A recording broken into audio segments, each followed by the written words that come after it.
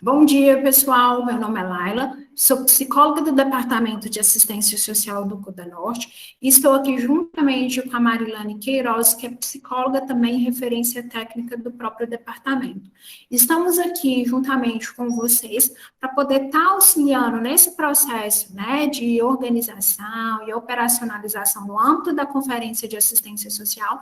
E, no caso, a gente vai falar um pouco sobre o que discorre o tema da conferência deste ano, vinculado aos eixos que vem disposto mesmo nas próprias normativas. Lembrando que, no caso, o tema deste ano da Conferência Nacional é o direito do povo, dever do Estado com financiamento público para enfrentar as desigualdades e garantir a proteção social. Lembrando que, no âmbito nacional,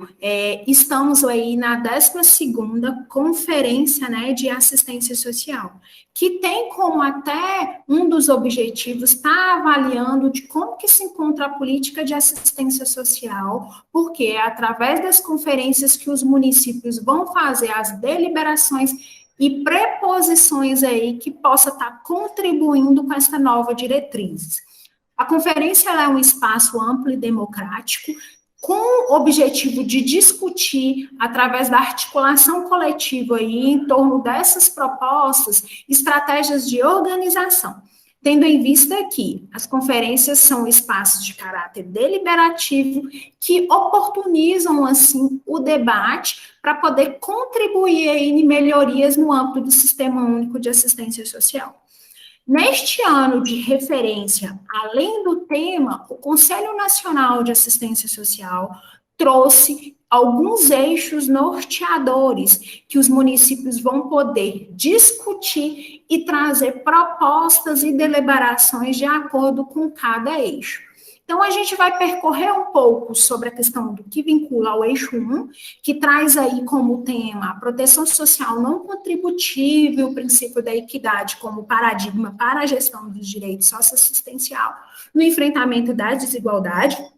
O eixo 2, que vem falar sobre a questão do próprio financiamento e orçamento como instrumento para uma gestão de compromissos e corresponsabilidades dos entes. No eixo 3, vem falando sobre a questão do que discorre o controle social, né, e o lugar da sociedade civil no Sistema Único de Assistência Social e a importância da participação dos usuários. Já no eixo 4, vem falando sobre a gestão e o acesso à segurança socioassistencial como articulação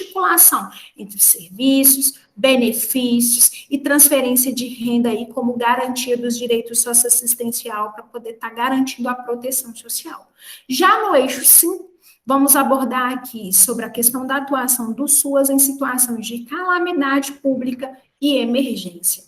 Para início aqui, é interessante que os municípios, ao discutir aí, trazer as propostas do eixo 1, né, que vincula aí a proteção social não contributiva e o princípio da equidade como paradigma para a gestão dos direitos socioassistenciais no enfrentamento das desigualdades, o município pode estar discorrendo, né, em relação do reconhecimento da política de assistência social como ótica aí do próprio direito, representando, assim, uma conquista, né, no âmbito da sociedade brasileira e que demarca um capítulo no campo dos direitos socioassistencial. Lembrando que, ao discorrer sobre o tema do eixo 1, o município pode estar atento aí à questão mesmo da própria concepção no âmbito da assistência social como uma política pública, né? Até no que discorre na questão vinculada à Constituição de 1988, que demarca também até as contribuições do próprio tripé aí, que vincula a Seguridade Social, a Previdência, a Assistência Social, né, e a Saúde. Considerando, assim, também esses vários segmentos no âmbito aí, né, da questão das vulnerabilidades que, no caso, demanda as ações aí do Sistema Único de Assistência Social. Ela traz uma concepção ainda sobre o paradigma do direito e da cidadania, né, onde, no caso, tem esse percurso mesmo sobre a concepção aí, né, da própria política de assistência social. É interessante também que os municípios possam estar atentos que, com a política de assistência social, ela vem demarcando aí, através da própria PNAS, da norma operacional básica, né, que são aí alguns guias de orientação aí, que vem falando sobre essa questão da própria concepção da assistência social, que aí traz essa construção de uma nova geração de direitos, destinados, assim, a incluir tradicionalmente os excluídos e conferir, né, bem, no sentido de dar visibilidade àqueles que ao longo da história estiveram privados de voz, né, e de presença e identidade. Outro ponto interessante aí que o município pode se atentar é o que se traz em relação ao princípio da própria equidade, né, que no caso ela é um princípio fundamental aí dessa política e que está baseado nessa perspectiva, né, discriminativa positiva, porque ela vem assegurar, né, essa questão do tratamento diferenciado para que todos possam usufruir igualmente na questão dos direitos, a fim de estar garantindo a proteção social aí. É nessa perspectiva que fundamenta a questão dos direitos socioassistenciais e norteia também a questão até da oferta e dos serviços vinculada à questão das seguranças afiançadas, né? E, no caso, contribui até na questão dos impactos da redução das desigualdades e promoção aí da própria equidade. Sendo assim, para poder aprofundar no debate, o município ele pode estar identificando as estratégias e os mecanismos que podem ser adotados para poder fortalecer a defesa e a garantia dos direitos socioassistenciais e dar visibilidade ao papel da assistência social como uma política pública garantidora de direitos aí no campo da proteção social não contributiva, né? Outra discussão que pode estar elencando aqui na questão do próprio debate é que vocês possam aí aprimorar a questão da própria política de assistência social como parte integrante aí no âmbito da própria seguridade social, que vem aí a questão do próprio tripé, assistência social, saúde e previdência social, de modo que possa refletir sobre possíveis impactos, né, na relação entre as políticas de garantia de direito, né, à própria população e os usuários da assistência social. Já no eixo 2, ele vem falando um pouco sobre a questão do próprio orçamento como instrumento para uma gestão de compromisso e corresponsabilidade dos entes federativos para a garantia dos direitos socioassistenciais. Tendo como, né, um ponto de partida aí que os municípios podem estar se atentando é a questão da organização aí da assistência social, né, que veio exatamente dessa necessidade de poder estar garantindo a responsabilidade entre os entes. Sendo assim, os municípios, eles podem se atentar que, no caso, né, vem essa questão de uma gestão compartilhada, onde cada ente específico, ele tem uma responsabilidade, né, sobre a questão da oferta do serviço. Sendo assim, o governo federal, o governo municipal, né, e a questão até do governo estadual, eles têm essa responsabilidade aí, na lógica mesmo de estar garantindo o repasse, para poder estar garantindo também a oferta dos serviços. Então, é interessante que no atual momento, né, vocês percebam que, no caso, está tendo um corte orçamentário aí, né, que tem até essa discussão em relação à PEC, que trouxe aí essa questão do próprio congelamento na questão dos recursos da assistência social e que vem demandando ainda, né, além do aumento da capacidade de atendimento, vocês precisam identificar também em relação à questão dos impactos que trouxe, né, a questão desse corte orçamentário na oferta do serviço, bem como na questão do próprio planejamento também, tendo em vista aí que temos alguns instrumentais aí no âmbito de gestão que traz sobre essa concepção aí da questão da LDO, né, do plano plurianual, que de qualquer forma traz essa questão das ações que precisam ser planejadas, porém às vezes não se tem um orçamento para poder dar continuidade no que foi planejado, impactando diretamente aí essa questão da oferta do serviço. Uma questão também que os municípios podem se atentar é na questão vinculada à portaria 2362, que ela fala, né, até dessa questão, que unifica aí a questão da lógica do repasse aos entes municipais com menor índice de pagamento nas contas, né, em relação aí aos fundos. A gente percebe que, no caso, o governo federal, ele vai fazer esse repasse de acordo com a questão da disponibilidade orçamentária, e que isso vem impactando diretamente aí na questão dos recursos disponibilizados nas contas municipais, né? A gente pode até observar nessa lógica que tem muitos municípios, por exemplo, que não têm recursos no âmbito aí, fundo a fundo, que o município que acaba até arcando aí com essas despesas mesmo para poder estar garantindo aí a manutenção e o custeio da política de assistência social. Então, assim, é interessante que vocês possam fazer essa análise orçamentária, né, em relação a essa adequação dos recursos disponíveis na pasta, que, de qualquer forma, eles cumprem aí a questão da transferência e do próprio cofinanciamento federal, mas, ao mesmo tempo, os municípios, eles acabam sendo impactados, por exemplo, por quê? Porque pelo fato de que, no caso, acaba, com a questão do corte, acaba prejudicando na questão do próprio planejamento. Então, os municípios podem receber no seu cofinanciamento menor, pelo fato que há essa questão do equilíbrio entre a receita e a despesa. Um outro elemento presente também nessa questão dessa lógica do que dispõe a própria portaria é que ela vai se trabalhar prioritariamente com o orçamento vigente. Somente se houver orçamento excedente, né, ou com uma ação orçamentária específica para a finalidade de quitação de débitos, né, em relação aos anos anteriores, que vai fazer essa questão do próprio repasse aí aos municípios. Então, a gente até percebe, né, nesse percurso de 2020 a 2021, que teve essa baixa execução do orçamento aí, e aí os municípios deixaram de receber em torno de 971 milhões, tendo impactos preferencialmente no âmbito da proteção social básica e no âmbito da proteção social especial, que foram as áreas mais atingidas, né? E que, de qualquer forma, esse orçamento força as gestões municipais a investir mais que o governo federal e implementa aí no país uma lógica de desproteção social, provocando assim um enfraquecimento das estruturas e capacidades locais para poder garantir à população mais vulnerável a questão das seguranças de acolhida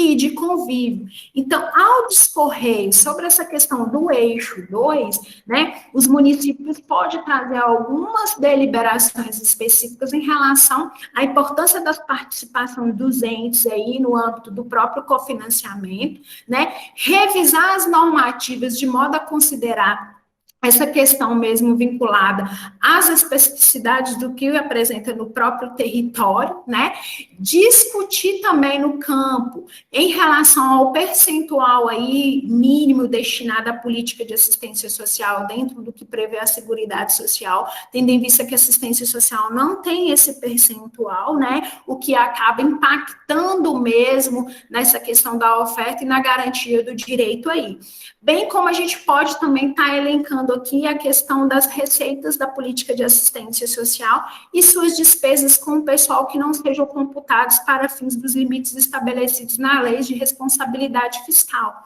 Então, tem alguns pontos necessários que é interessante que o município esteja atento, né, para que possa trazer algumas deliberações que contribuam aí mesmo neste aspecto em relação ao próprio cofinanciamento aqui, vinculado às responsabilidades dos entes.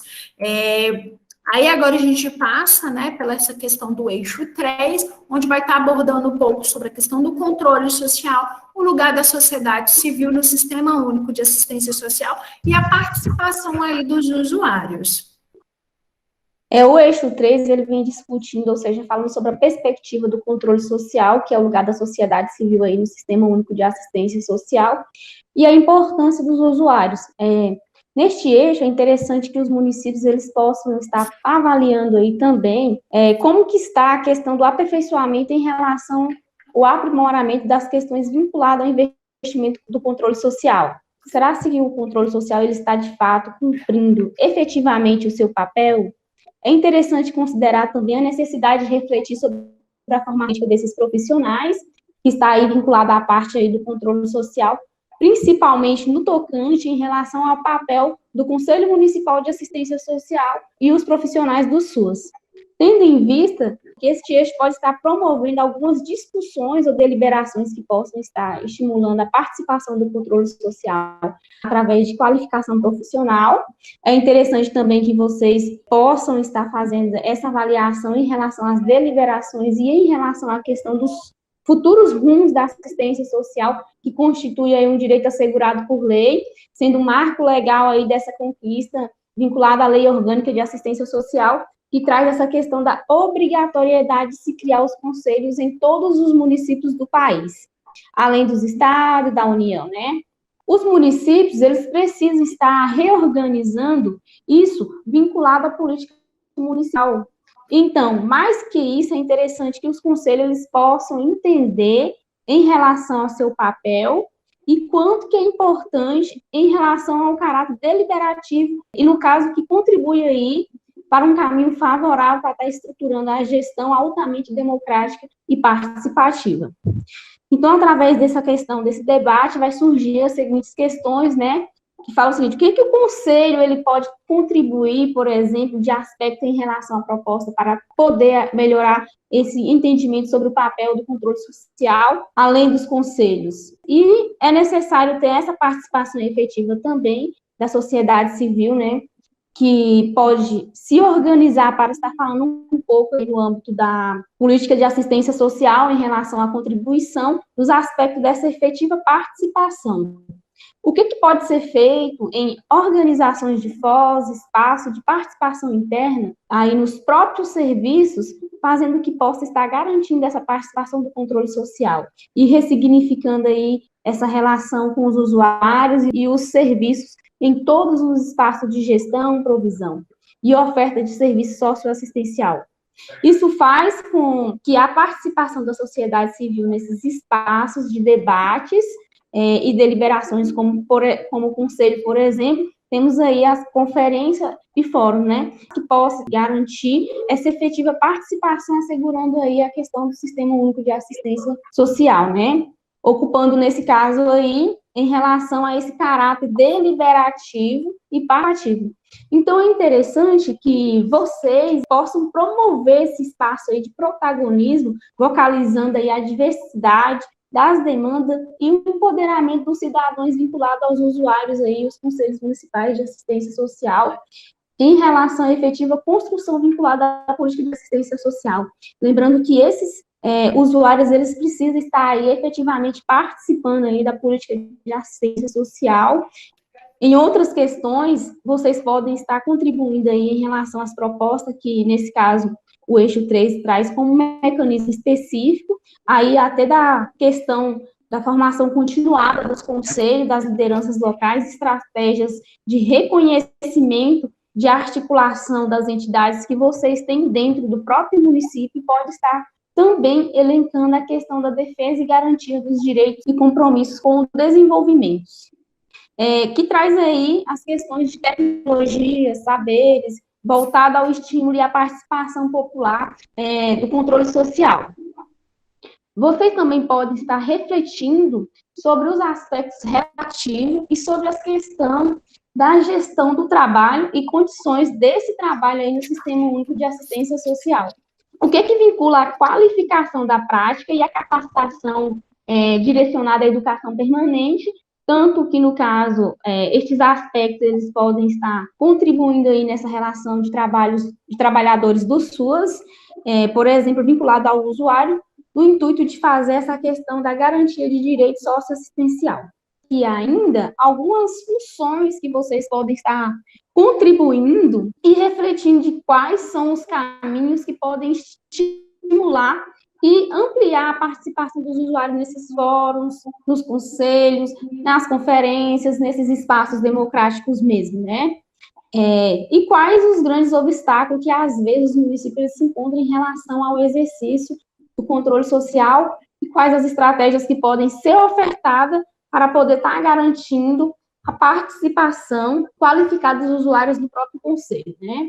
É interessante que vocês possam estar também sensibilizando aí esse estímulo de participação desses usuários no controle social do SUS, que estratégias devem ser utilizadas para garantir a participação desses trabalhadores no SUS e nos conselhos. É importante que vocês que estão participando aí dessa conferência possam pensar mesmo nessa logística em relação às reflexões para que vocês possam estar elaborando proposta que estará contribuindo aí em relação a esse papel do controle social vinculado ao lugar no âmbito da sociedade civil aqui, ok? Traz sobre essa questão da gestão e o acesso à segurança socioassistencial e essa articulação entre os serviços, benefícios e transferência de renda como garantia de direito socioassistencial aí no campo da proteção social. Tem como objetivo debater sobre as questões vinculadas à gestão, à segurança socioassistencial, o acesso aos direitos e aquisições aí dos usuários, bem como o acesso à garantia dos direitos como premissa para a qualificação da oferta dos serviços no âmbito da assistência social. Em vista que a proteção social proposta aqui no âmbito do SUAS, ela é assegurada a partir, né, da garantia das seguranças aí afiançadas para as famílias e os indivíduos que se encontram na situação de vulnerabilidade social, tendo em vista que essas famílias, né, e esses indivíduos, eles precisam se sentir seguros para poder viver diante da própria comunidade específica, né? E, no caso, a política de assistência social é um dos marcos aí que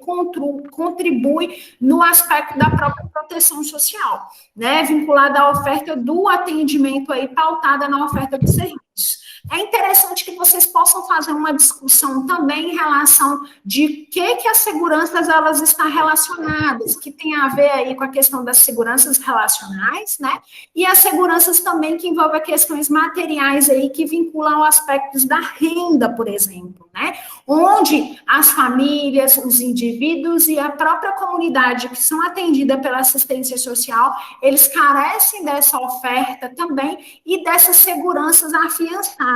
Então, é interessante que o município ele possa estar repensando em relação à questão das seguranças materiais aí, que é proposta pelo SUAS, que aí vincula a questão aí da renda e o apoio e o auxílio, né, temporário, por exemplo, que é através até das concessões de benefícios socioassistenciais que tem aí dentro do próprio município, traz esse viés também permanente na concepção do próprio Bolsa Família e do BPC,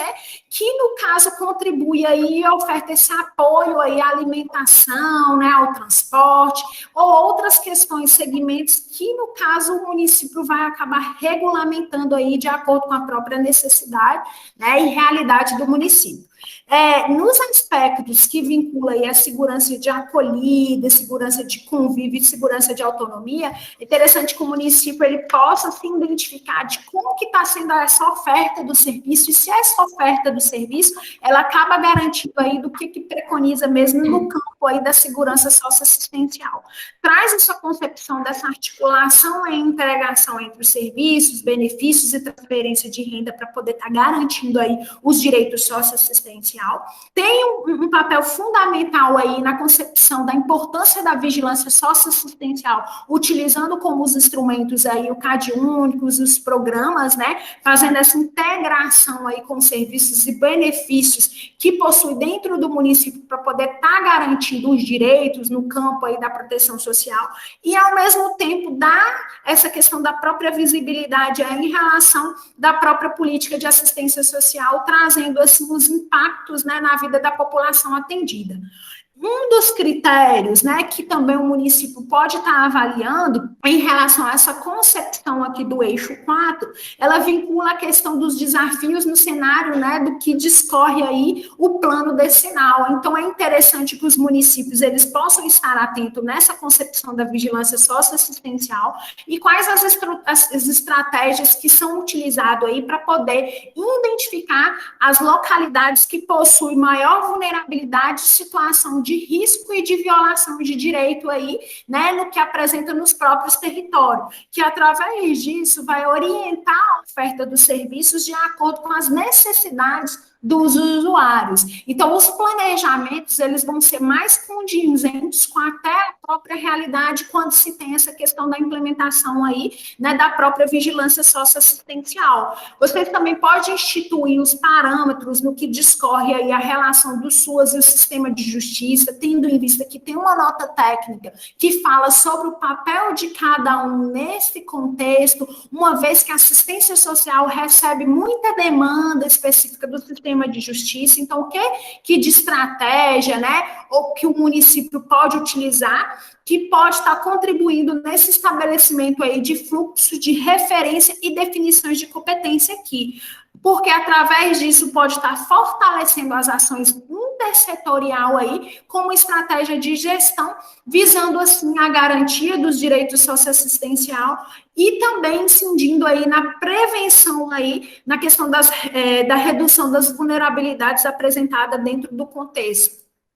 Vocês podem estar fazendo uma revisão sobre os protocolos de gestão dos serviços, benefícios e transferência de renda, além de estar incluindo também os beneficiários do próprio BPC aí no próprio CAD único. Então, é interessante fazer algumas reflexões no que discorre ao eixo 4, né, que é necessário se atentar para que os serviços e os benefícios e os programas e projetos aí, eles ofereçam de fato a proteção social às famílias e os indivíduos que são atendidos pela política de assistência social, no intuito aí de contribuir nesse aspecto de redução de desigualdades e promoção aí ao acesso aos serviços, a fim de estar ampliando o acesso, principalmente aí a permanência na escola, que vincula aí a questão dos programas, né, do PPC na escola, por exemplo, e do acesso aí à questão do trabalho, que às vezes os municípios que possuem o próprio acessuam-se trabalho. Uma outra lógica aqui que é interessante, como eu discorri anteriormente,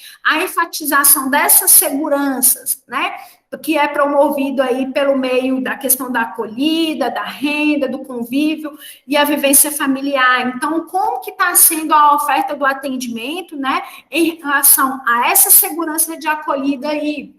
Será que vocês estão garantindo este acolhimento para os usuários que são atendidos pela política? A questão da renda, que é operada aí por meio das concessões aí dos benefícios eventuais, né, e os benefícios de prestação continuada, por exemplo, tá, todos os usuários, eles estão tendo acesso, né, a essa questão dessa segurança. Na questão do convívio, vivência familiar e comunitária aqui, será que, no caso, os planejamentos que são realizados, eles estão garantindo esse fortalecimento dos vínculos, né, comunitários e familiares aqui, e que perpassa aí nessa lógica, né, até da questão do que vocês fazem de planejamento das ações. Será que essas ações, ela tem o objetivo de assegurar o que está proposto, né, no âmbito das seguranças socioassistenciais? Então, é interessante fazer essa reflexão para que, no caso, você possa estar propondo algumas deliberações que contribuem para o fortalecimento e aprimoramento deste segmento. Uma questão também aqui que a gente pode estar identificando, né, é em relação à questão do papel dos entes, que de qualquer forma acaba aí impactando aí nessa oferta do serviço, né, pelo fato de que o próprio desfinanciamento aí, ele vem dessa questão, dessa lógica de estar contribuindo mesmo com o aspecto vinculado à desproteção social, e a gente percebe aí que, neste caso, a gente não tem nem a questão da expansão do serviço socioassistencial. Vocês percebem que tem um investimento a mais no âmbito do programa Criança Feliz, por exemplo, né, ou outros programas que são implementados, do que mesmo na própria oferta aí da questão do próprio serviço socioassistencial aí, que vincula aí até na questão dos pisos fixos. Além disso, né, a gente percebe que tem municípios, por exemplo, de pequeno porte, né, que no caso tem algumas demandas específicas que cabem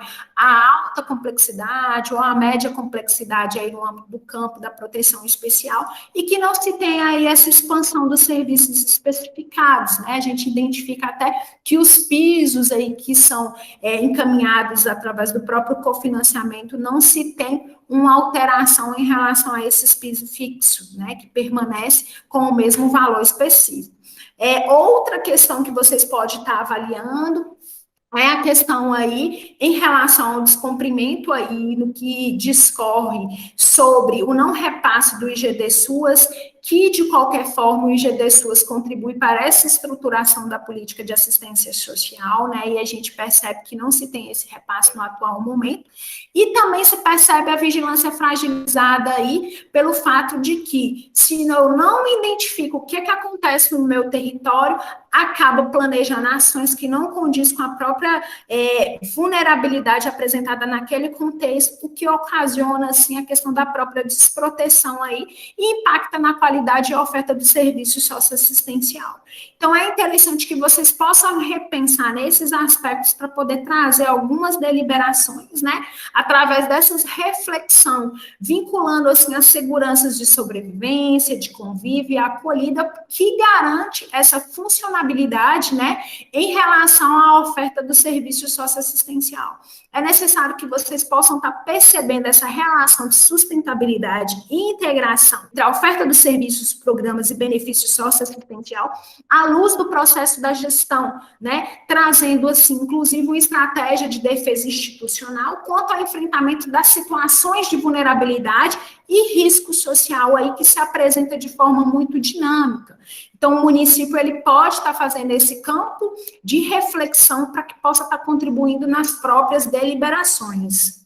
No eixo 5, ele vai estar falando sobre a atuação do SUS em situações de calamidades públicas e emergência, né? Estamos aí atravessando uma crise sem precedentes na história e como se não bastasse tantos desafios enfrentados no cotidiano, agora nós temos que estar enfrentando aí a pandemia, né, Covid-19, e temos que dar conta dessa situação aguda e grave, acarretando essa sobrecarga ainda maior nas políticas públicas, incluindo aí não só a política de assistência social, como outras políticas também.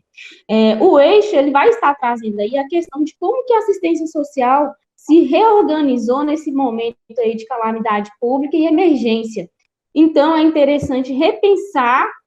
qual o papel mesmo da assistência social na situação de emergências e como que está a capacidade do sistema de proteção social em cumprir esse papel.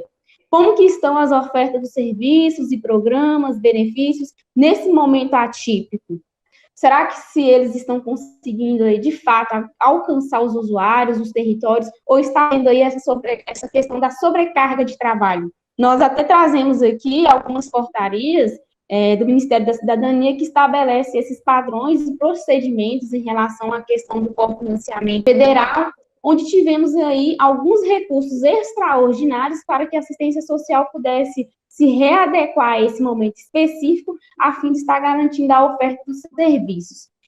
Temos também o que está elencando a questão do serviço de proteção em situação de calamidade pública e emergência, que vincula aí até a própria portaria 113, que regulamenta esse cofinanciamento federal do SUS, vinculado aí às transferências de recursos vinculado à modalidade fundo a fundo.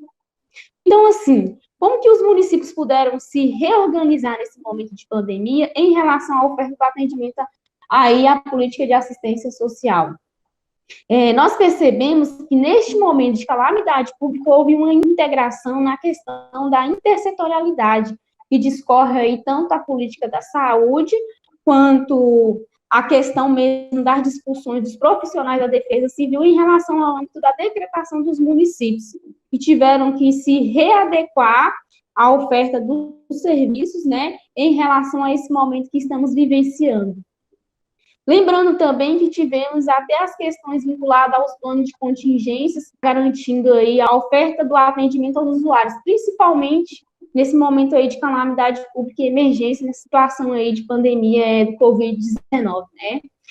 Como exemplos, nós percebemos até essa questão da articulação intersetorial que está ligada aí aos decretos municipais vinculados à questão dos reconhecimentos federais em questão do que os municípios estão vivenciando aí na atualidade. E a questão dos efeitos que acabam trazendo para a própria população e para os próprios usuários da política de assistência social.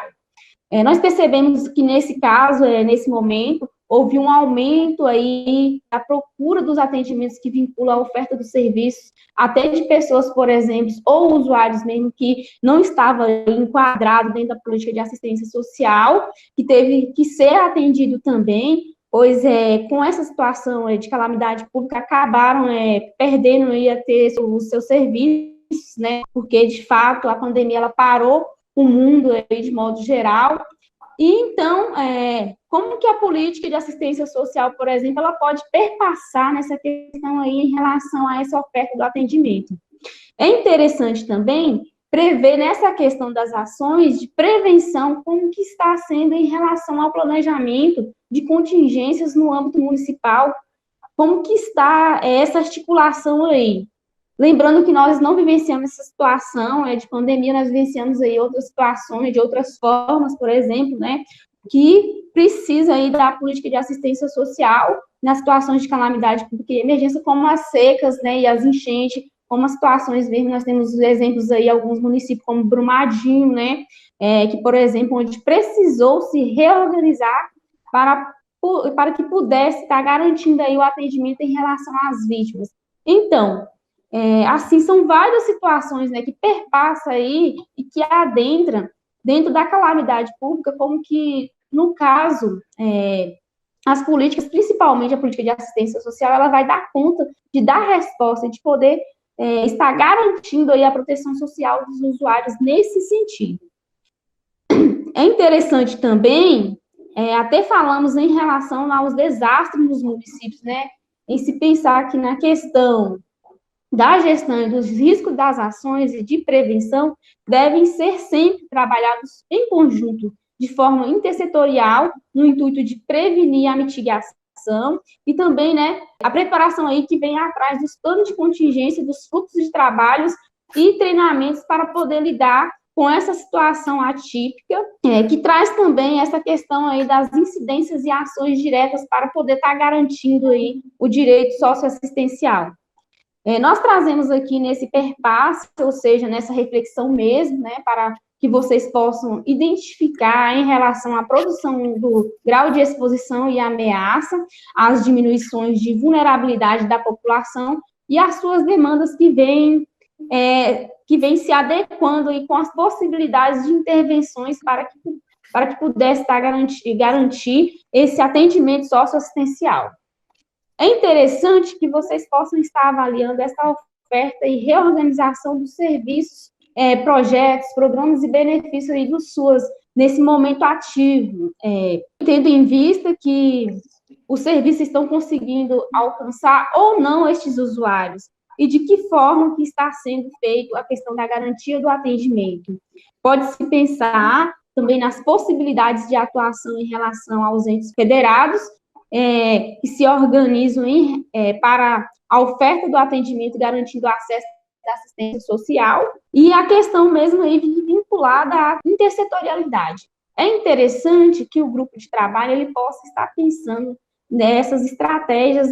ou impactos, por exemplo, da pandemia mesmo, nessa execução da política de assistência social, considerando, neste momento, que todos os trabalhadores tiveram que pensar sobre uma atuação para conseguir alcançar os usuários em seus territórios. Pensando nesse momento, surge um contingente de usuários que antes não acessava a política de assistência social e que hoje eles passam a ter esse acesso, passam a acessar a política de assistência social, no qual houve uma sobrecarga e um aumento de demandas por benefícios e procuras, principalmente do serviço socioassistencial. Então, nesse sentido, perpassando aí, vocês vêm percebendo que ela vem elencando desde o eixo 1 até o eixo 5, né, em relação a tanta questão, como que veio o percurso da política de assistência social, em questão ao próprio cofinanciamento mesmo da participação do controle social. O que podemos estar vinculando também na oferta dos serviços aqui no âmbito da questão da segurança socioassistencial que perpassa pelo serviço de proteção social. Por fim, né, se perpassa pela atuação da assistência social nesse momento de calamidade pública e emergência. Então, lembrando que não devemos pensar somente no momento de calamidade pública e emergência que estamos vivendo na atualidade, mas também devemos pensar, como eu havia falado anteriormente, nos futuros rumos da assistência social, como que a assistência social vai dar conta, pós-pandemia, desse serviço, dessa demanda de usuários, pois a política de assistência social, ela acaba tendo que receber um número maior de usuários, devido que muitos desses usuários, eles acabam ficando desempregados nesse momento e acabam tendo que acessar a política de assistência social. Então, esperamos ter contribuído com vocês aí nesse debate em relação ao processo de reflexão. E, nos casos, estamos aqui à disposição de todos vocês para poder estar contribuindo aí, vinculado à pasta da política de assistência social. Gostaríamos de agradecer pelo convite, né, e dizer que o Departamento de Assistência Social está à disposição do município. Agora, vocês vão dividir os grupos de acordo com cada eixo específico para poder trazer as deliberações e logo em seguida vai ser feita a questão da própria votação, ok? Boa conferência para vocês e estamos à disposição. Até mais!